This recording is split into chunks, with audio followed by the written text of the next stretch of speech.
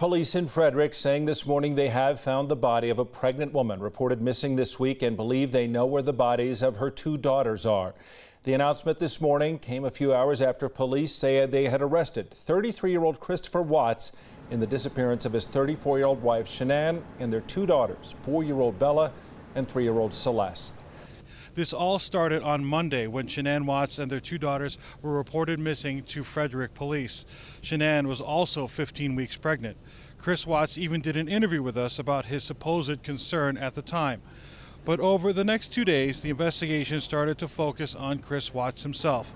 Last night, there was a lot of activity at the Watts home, with evidence being gathered before Watts himself was arrested and taken to the Weld County Jail around 11:30 p.m. Investigators say this is a heartbreaking ending to a difficult case. At this point, we have been able to recover a body that we're quite certain is Shanann Watts' body. We have strong reason to believe that we know where the bodies of the children are, and recovery efforts are in process on that. Investigators say the body of Shanann Watts was found on the property of Anadarko, a company with which Chris Watts works for. Anadarko is an oil and gas company that does a lot of drilling and fracking in this area. On social media, the family of Shanann Watts obviously stated that they are very upset.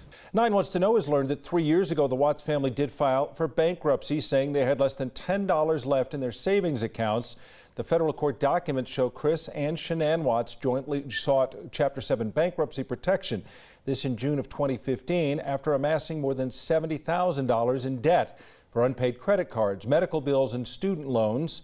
In the filing, the Watts reported that their two savings accounts contained just $3.51 in one.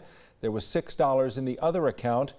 Most of the debt stemming from credit card purchases from such retailers as Furniture Row, Sears, Macy's, American Furniture, and Toys R Us. By August of 2015, a federal judge agreed to discharge most of their debt.